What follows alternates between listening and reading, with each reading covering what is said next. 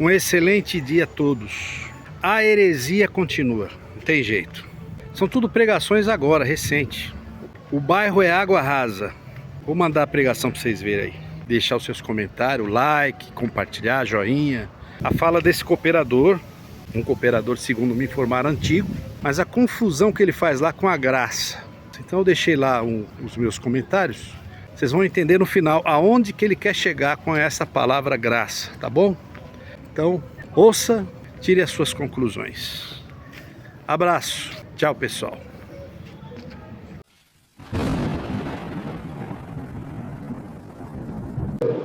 Então hoje, irmãos, muitos estão andando na carne, prejudicam as pessoas, falam mal das pessoas, falam do Evangelho e falam que Jesus Cristo é a graça, não entenderam nada.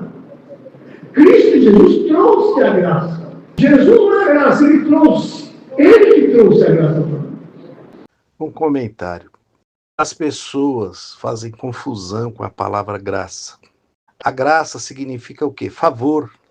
Tanto que você recebe ou que você dispensa, ou seja, que você faz para alguém. Isso é uma graça que você faz. E não é eu que estou inventando isso, não. A palavra graça quer dizer favor, está aí nos dicionários. Agora, existem algumas interpretações para a palavra graça. Por exemplo, você pode dizer assim: Deus me deu a graça de fazer essa viagem.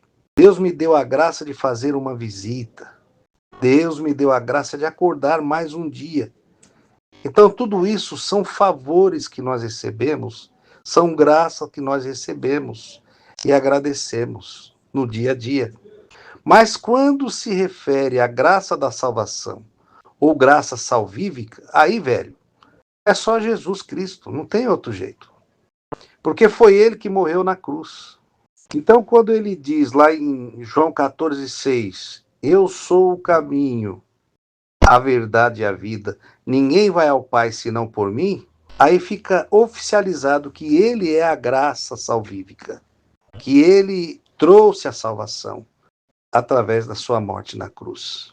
Então não é nada contra esse cooperador que pregou essa palavra, mas essa pregação contém erros sérios e até teológicos também.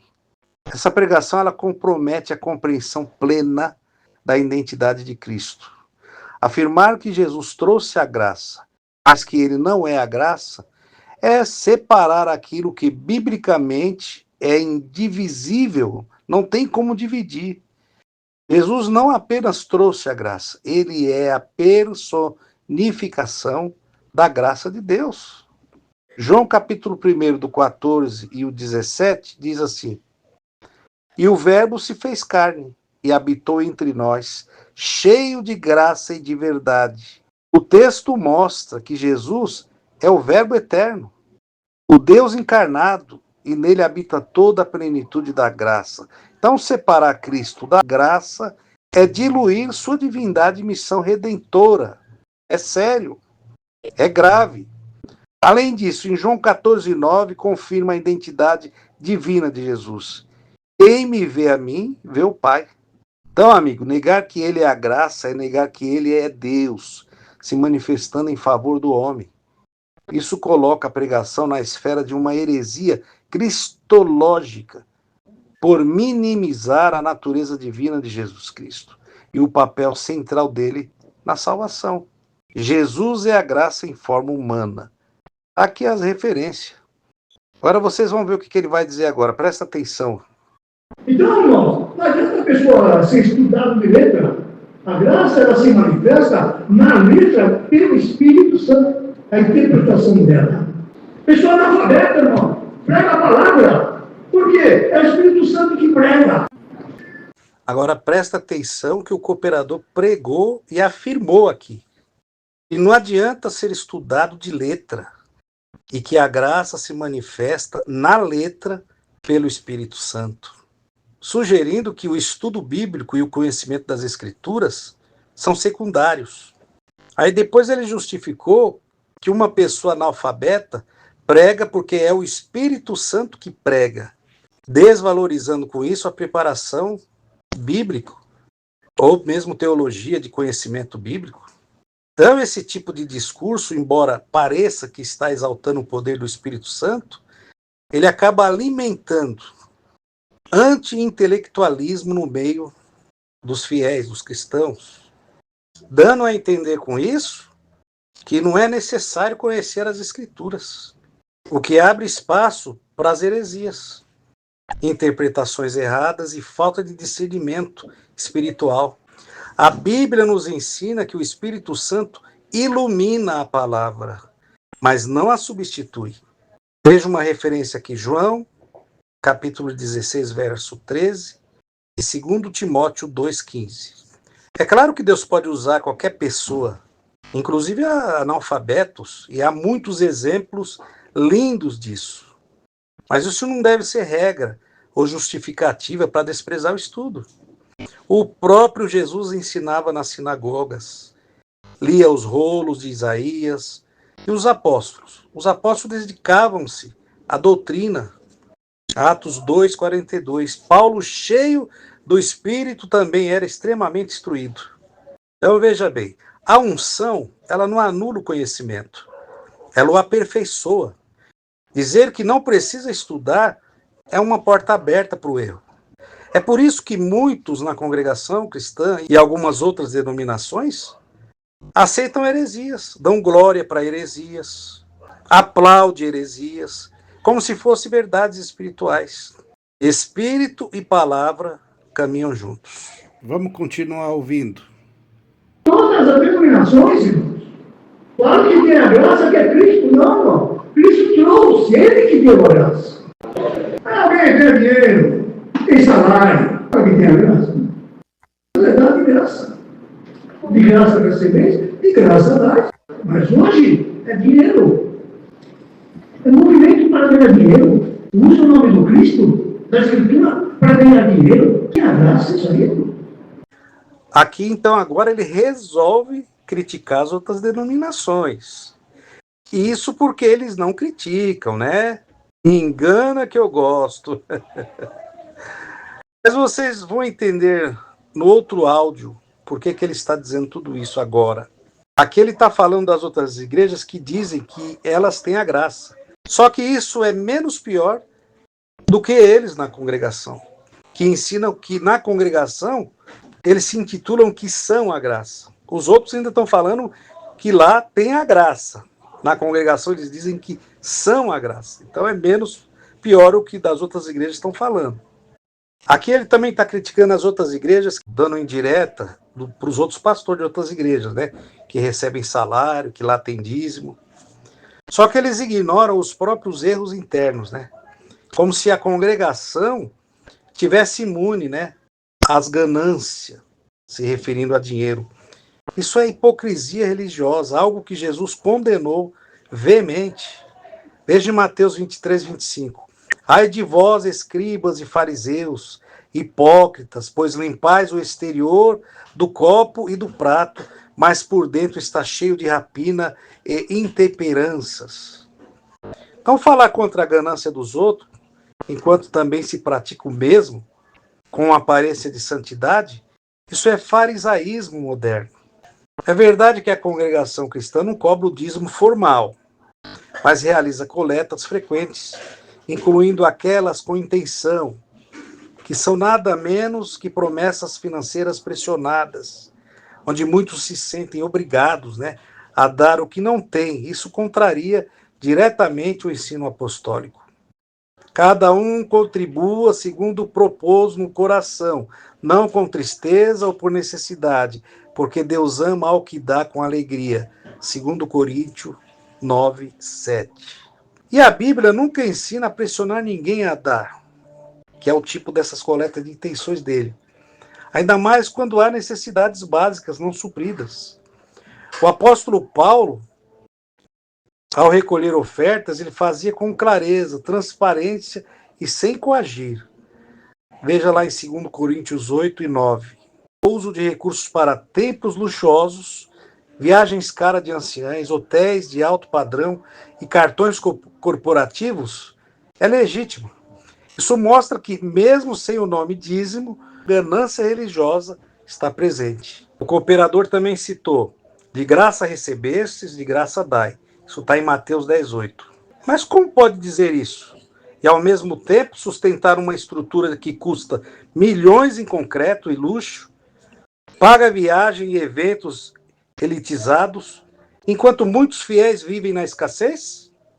Dar de graça não significa apenas não cobrar por pregação, ou por viagem, ou dízimo. Significa viver com simplicidade, camarada. Desprendimento dos bens materiais.